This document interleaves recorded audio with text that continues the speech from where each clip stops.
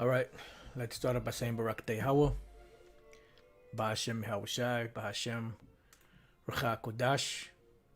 Welcome to another live lesson.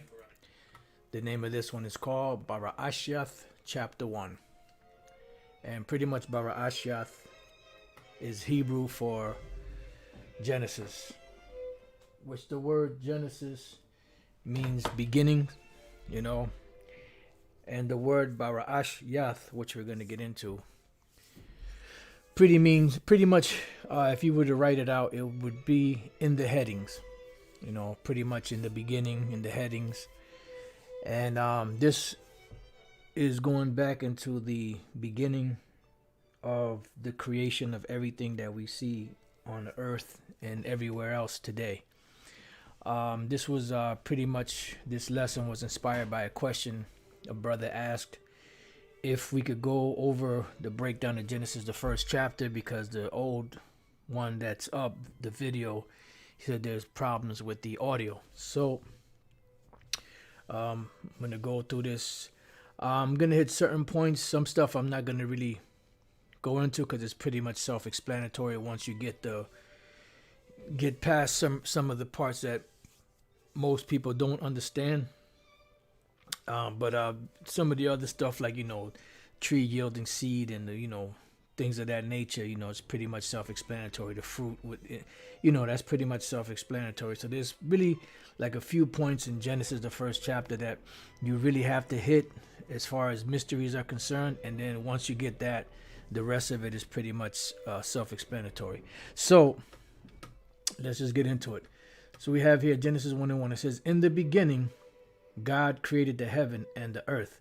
Now, at face value, people would think that this is dealing with the Heavenly Father himself, which indirectly it is dealing with the Most High, because he's the one that gave the word. He's the one that made the blueprint. He's the one that created Yahushua, gave him the blueprint, and then Yahushua did everything else. So indirectly, it is dealing with the Most High, directly and indirectly, because he's the one. These are his plans, But when we look at this word God here, you have the word in the Hebrew, Allahayim. Now the word Allah is God, singular. The yum at the end makes it plural. So Allahayim is gods. As you can see, plural. Rulers, judges, divine ones, angels, gods. So when we go back, in the beginning, God created the heaven and the earth. In the beginning, the powers, because the word Allah simply means power. The yum makes it plural, so it would be powers or gods. In the beginning, the powers created the heaven and the earth. Now, let's jump down to the 26th verse, I believe it is. Yep, to show you that it was dealing with more than one person. All right. Now, keep in mind, ultimately, the Most High created everything because these are his plans. So, but when we read and the true understanding of Genesis, the first chapter, that word God there in the first verse is dealing with Yahushua and the angels. Now, just as a side note, when we go to Genesis, the second chapter, and you go to the 4th verse, this is the very first time that the Most High's name appears in the scriptures. You could look at it this way in layman's terms. You have an architect. The architect has a vision. The architect draws out this vision with all the specifics. He gives it to a foreman, and that foreman reads over the plans, got the plan, and then he has to hire and choose out the best builders that he can find to help materialize the vision that is on that paper, and then after it's all done and finished, then the architect will come in to take a look at it and to see everything that was done from his vision. And if the foremen, the carpenters and all that are very good, they will actually make the vision of the architect, come to life. And when the architect comes, he'll have a smile on his face because, yep, this is exactly what I wanted. This is exactly what I envisioned. So Genesis 2 and 4 says, these are the generations of the heavens and of the earth, meaning the records, when they were created, in the day that the Lord, all caps, Yahweh's powers, made the earth and the heavens. So this is the Most High coming in to take a look at his vision, his handiwork that was done by his son Yahushai and his other sons, the angels. Okay, so that's why when we go back to Genesis, the first chapter and the 26th verse, to show you that the first verse is not talking about the Most High as a singular individual or singular power, we read here, it says, and God said, let us make man in our image. Us and our is plural. So let us make man in our image after our likeness. Now, sometimes you may see where it says he, but what does that imply? That implies that this vision is being done by Yahushua and the angels according to the vision of the Most High. You see, and you'll understand more when we go through some more of these precepts. It says, and the powers said, let us make man in our image after our likeness, and let them have dominion over the fish of the sea, and over the fowl of the air, and over the cattle, and over all the earth, and over every creeping thing that creepeth upon the earth. Okay, and then it says, so the power created man in his own image. So it was Yahushua and the angels creating everything according to the plans of the Most High. Okay, in the image of the power created he him, male and female created he them. But of course, today they can't have an identity as to whether they're male or female. But I'll leave it at that. So going back up to Genesis 1 and 1, in the beginning, the powers created the heaven and the earth. Okay, and the earth was without form. So the earth was there, but it was in a formless state. It says, and void, and darkness was upon the face of the deep. The deep is what? Space, the universe. And it was dark, because the Most High dwells in thick darkness. It tells you that, and I believe that's in the book of Samuel or Kings, right? Then it goes on to say, and the spirit of the powers moved upon the face of the waters. Now, what are the waters? Waters sometimes is talking about actual water, but waters is something you call the elements, or you could call them atoms, or whatever you want to call them. So this is important to understand because everything was formless. So it was in its what? In its element stage. This is why we read in 2 Peter, chapter 2, verse 10. It says, but the day of the Lord will come as a thief in the night, in the which the heavens shall pass away with a great noise, which is dealing with the kingdoms of this world, and the elements shall melt with fervent heat. The earth also and the works that are therein shall be burnt up. So the elements shall melt with fervent heat, right? We look at this word element, or elements, because there's more than one. You have the word stoichion. Stoichion is any first thing from which the others belonging to some series or composite whole take their rise, an element first principle. So you have something called, and we're going to read some more of this, you have something called the periodic table. These are different elements that are found in different things that are made, whether man-made, whether animals, men, whatever. And some of these are compounded with one another to create something. For instance, H2O, 2 parts hydrogen, 1 part oxygen, creates what? Actual water. So those are 2 elements that the correct compound put together, or joining of 2 together, create a solid as water. So on and so forth. You could put all these different elements together, to create something, right? Then it goes on, when we go here to the windows to the universe, this is the periodic table of the elements. It says, everything you see around you is made up of tiny particles called atoms. But not all atoms are the same. Different combinations of protons, neutrons, and electrons make different types of atoms, and these different types are called elements. All right? So this is what the earth was in the beginning. If you could see all of these, matter of fact, if you could see all of these, you know, in their elemental stage, that's how everything was in the beginning. All right? In their atomic stage. Now, when we jump down here, further down, it says, of all the elements in the periodic table, only the first 92 are naturally found, while the others are synthetically made. The 92 natural elements are the ingredients used to make everything we find on Earth.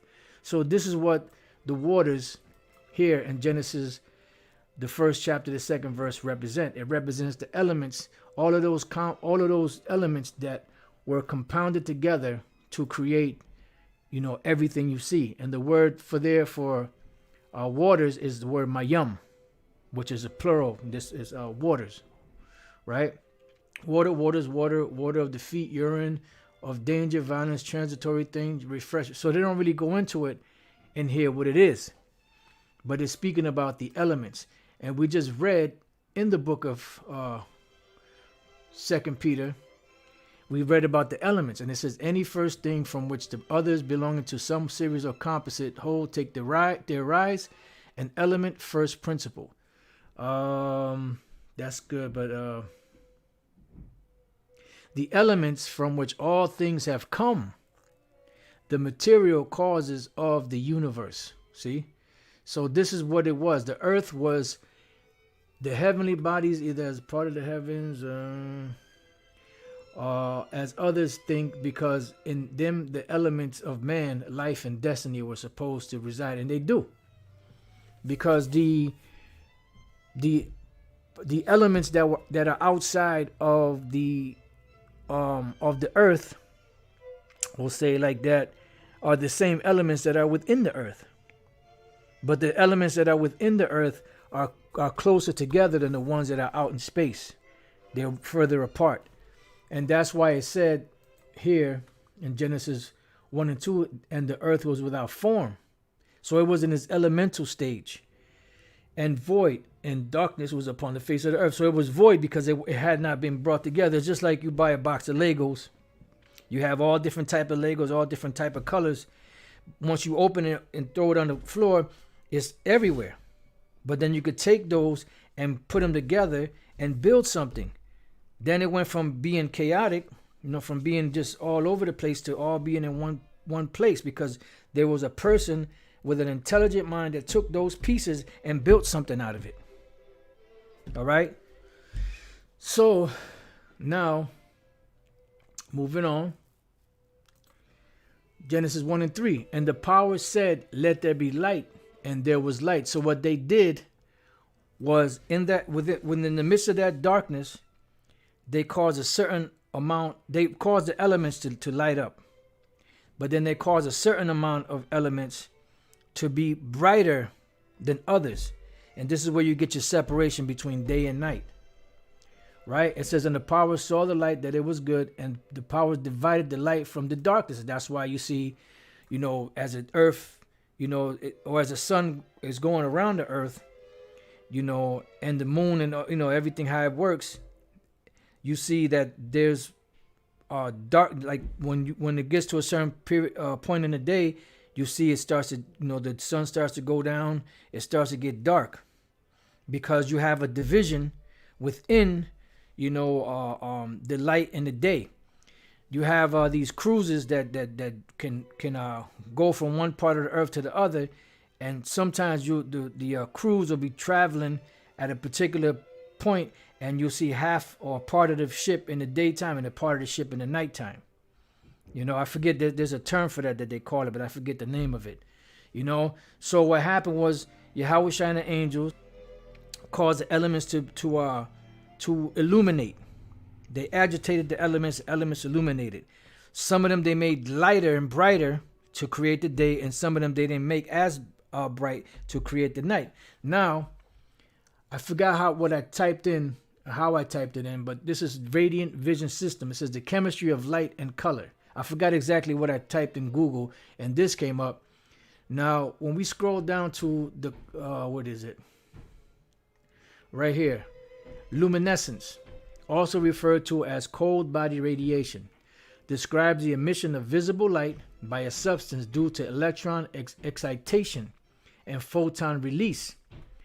Excitation is most often as the result of the absorption of light, although other stimuli such as chemical reactions, physical agitations, or an electrical current can also lead to the emission of photons. Now remember, Yahweh Shai and the angels, spirits are what? Nothing but fire, pure energy.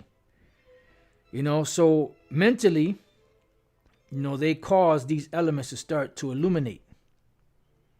Because that began the process. It says, some substances emit visible light only after they have been exposed to light to excite their atoms. Others, such as phosphorus, glow as a result of chemiluminescence, the chemical reaction that occurs when phosphorus comes in contact with oxygen. Gaseous elements can emit light when they are heated or with the application of electrical energy to excite their atoms. So what did Yahweh Shai and the angels say? Let there be light. So they agitated these elements, and the elements started to illuminate. Right? The ladder excitation method is how neon signs are created. Technically a misnomer since they don't at all contain neon gas. Glass tubes containing different gases are used to create a variety of colors. For example, helium glows pink. Neon produces red-orange light. Argon is blue. Krypton is pale green. And this is why you have kryptonite, which is Superman's weakness. You see it green, like you see on the chart here. All right. It says, and xenon glows pale blue. All right. So that's what happened. So it says, and the power said, let there be light, and there was light. So there was an agitation of the elements to cause them to illuminate.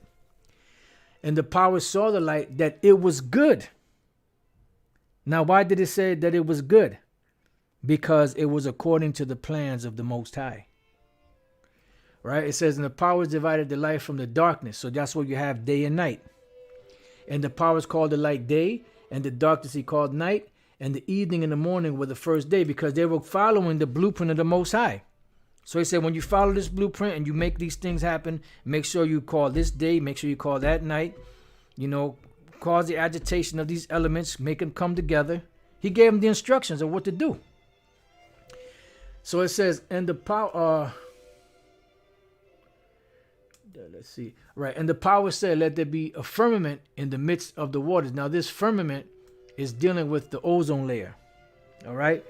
Now, the ozone layer, as you see here, says the ozone layer is a common term for the high concentration of ozone that is found in the stratosphere around 15 to 30 kilometers above the Earth's surface. It covers the entire planet and protects life on Earth by absorbing harmful ultraviolet B, UVB radiation from the sun. But it also keeps out the outer atmosphere from the inner atmosphere, as you can see here. It keeps out anything from coming in. It's a big radiation belt that is used as a separation, because the Most High was going to make a different atmosphere for a man to be able to live in, because our makeup is different from the makeup of the angels. Scriptures say that you have celestial bodies, you have terrestrial bodies, and the glory of the celestial is one, the glory of the terrestrial is another. So we can't go into outer space in these bodies like this. That's why we have to be changed when the Lord comes to deliver us, because we won't be able to breathe out there. We'll drop dead. This is why when Esau goes up so far, they have to wear all these suits and different things they have to put on, because the air is thinner. Even when you are on the earth, you have low altitude, you have high altitude. When you go up to the high altitude, it's harder to breathe because the elements are not as close together as they are in the lower atmosphere. Then that's how the Lord created it. You know? Going back, it says, and the power said, let there be a firmament in the midst of the waters, and let it divide the waters from the waters, meaning the inner atmosphere or the earth atmosphere elements from the outer atmosphere elements. And that's why the inner atmosphere elements were brought closer together so that we can breathe. Just like when you go underwater, we can't breathe underwater. But why are fish and other sea creatures able to breathe? Because of the makeup that the Lord made them. Because the elements in the water are closer and closer together. So that they can breathe underwater. But we can't breathe underwater.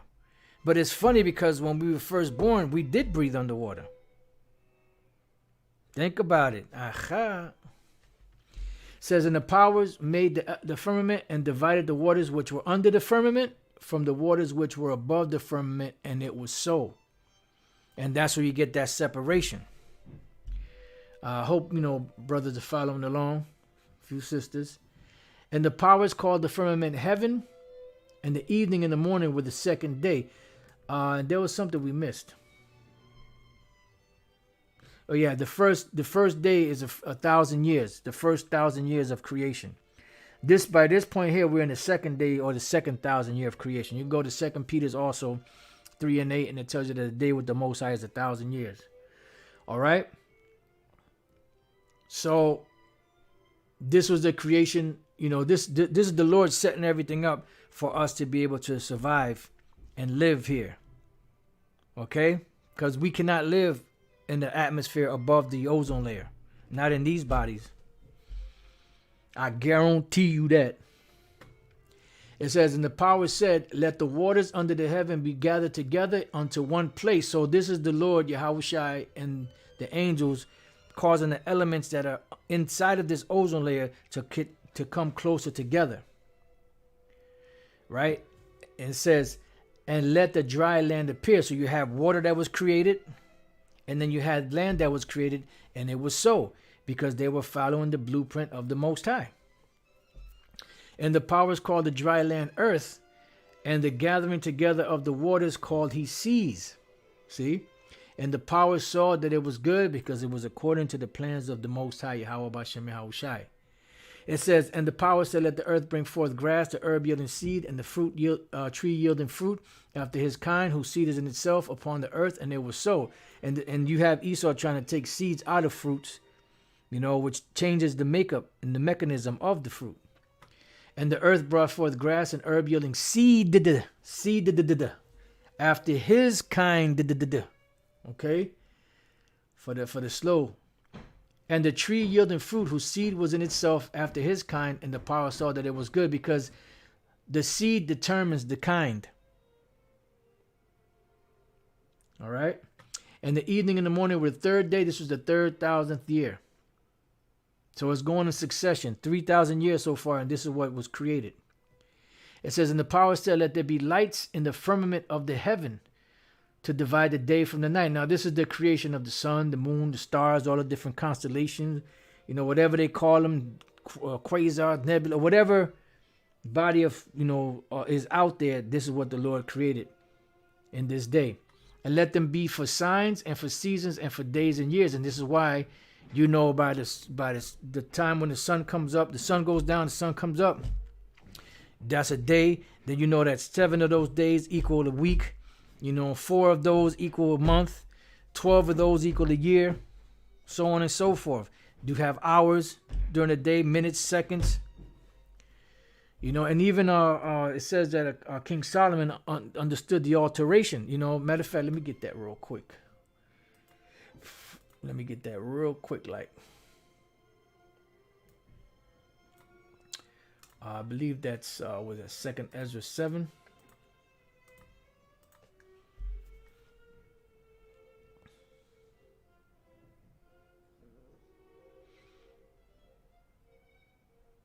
Yeah, I think it's Wisdom of Solomon 7, if I'm not mistaken.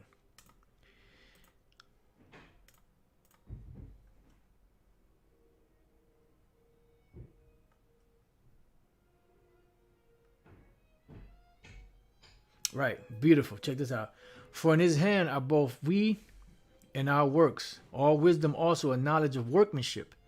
For he hath given me certain knowledge of the things that are, namely to know how the world was made, because there was no man alive at that time to witness how the world was made. That's why the Apostle Paul came back and said, by faith we understand that the worlds were created by the word of the Most High. Because there was no man, there was no earth, there was no man. So who witnessed that? That's why it's by faith. It says to know how the world was made and the operation of the elements. See? The operation of the elements and how things, were set up. The beginning, ending in the midst of times, the alteration of the turning of the sun and the change of seasons, the circuit of years and the position of stars, So all these things were made known unto King Solomon. It says, and let them, back in Genesis 1:15, and let them be for lights in the firmament of the heaven to give light upon the earth. And it was so. And the powers made two great lights, the lesser light to rule the day. The greater light to rule the day, which is the sun, and the lesser light to rule the night, which is the moon. He made the stars also. And the power set them in the firmament of the heaven to give light upon the earth. And it was, and to rule over the day and over the night, and to divide the light from the darkness. And the power saw that it was good. It was according to the plans of the Most High. All right. And when we were able at one time to look up into the heavens and be able to read what was going to happen in the future. But it's been used in wickedness in this time. It says in the evening and the morning were the fourth day. So this is the 4,000th year of creation. Right? It says, and the power said, let the waters bring forth abundantly the moving creature that hath life. Now this is the beginning of what? The fifth day.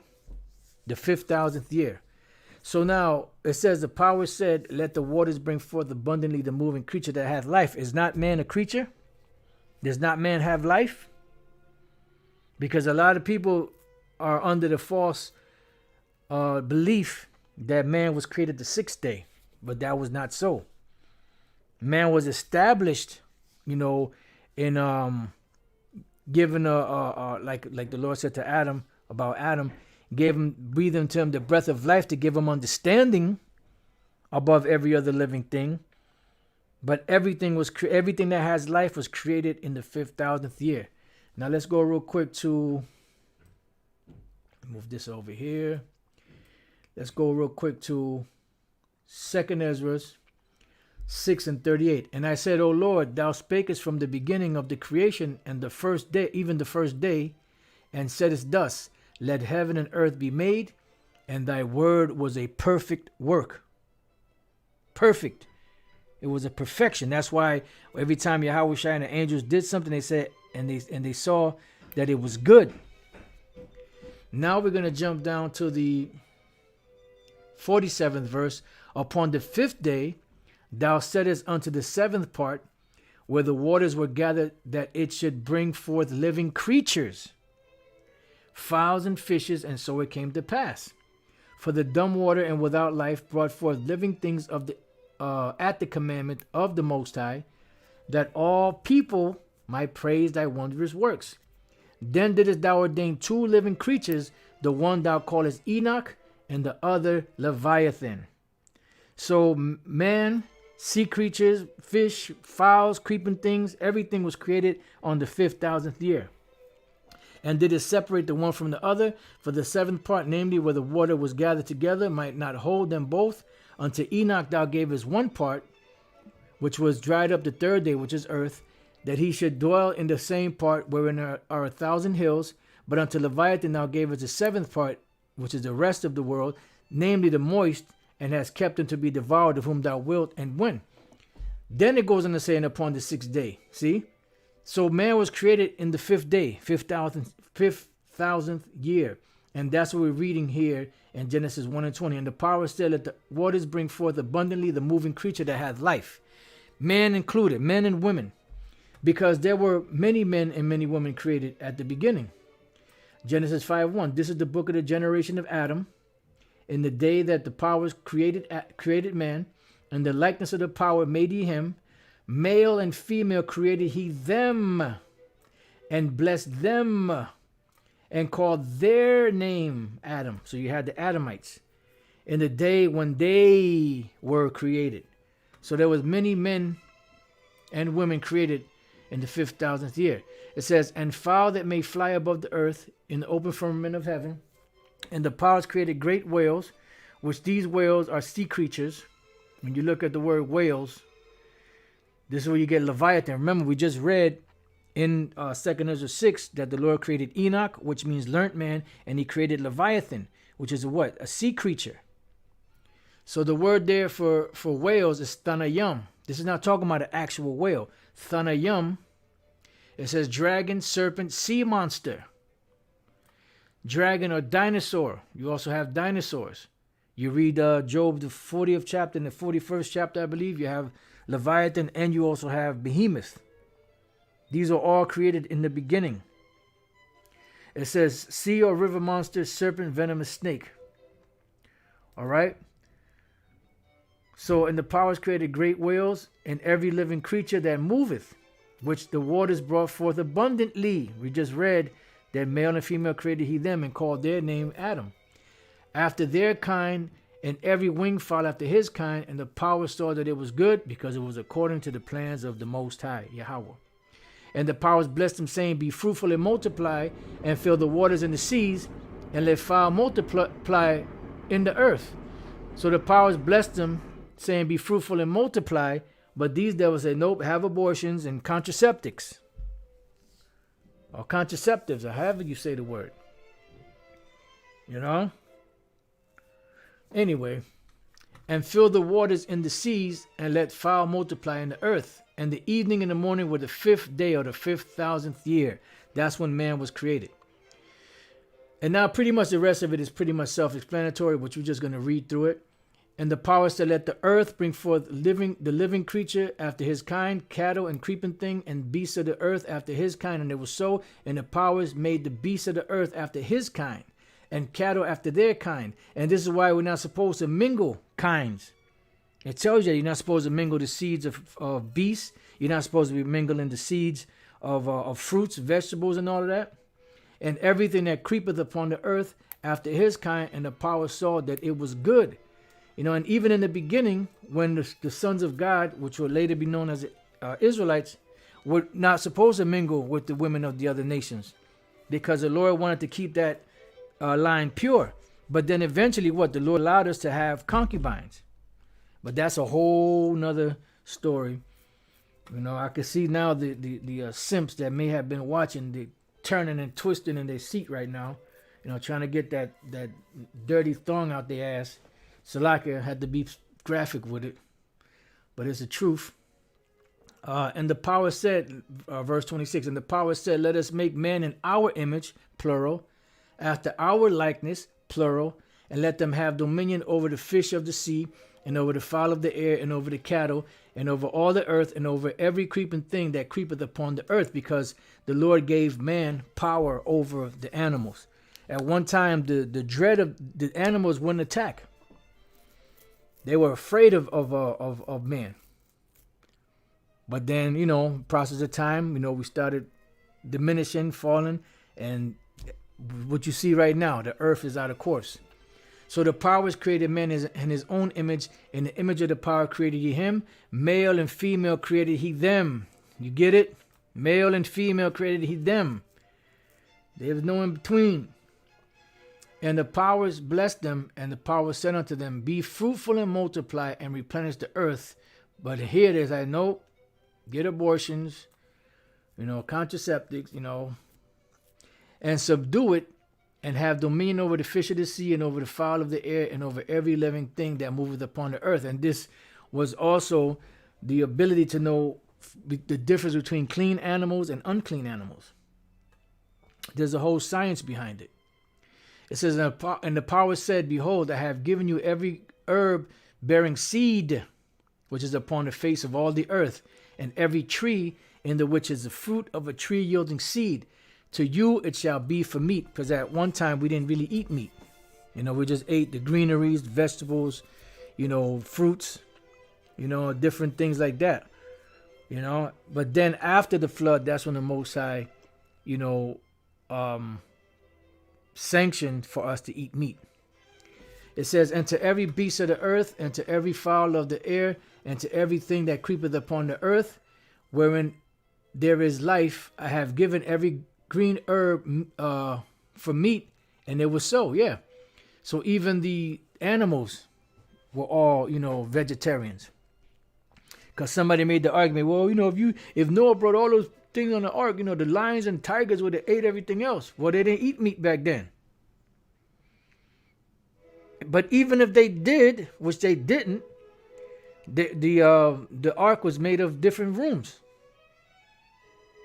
So they wouldn't be able to get to the other animals. But they didn't eat meat. That's what the scripture said, that the lion is going to go back to eating straw, like the ox.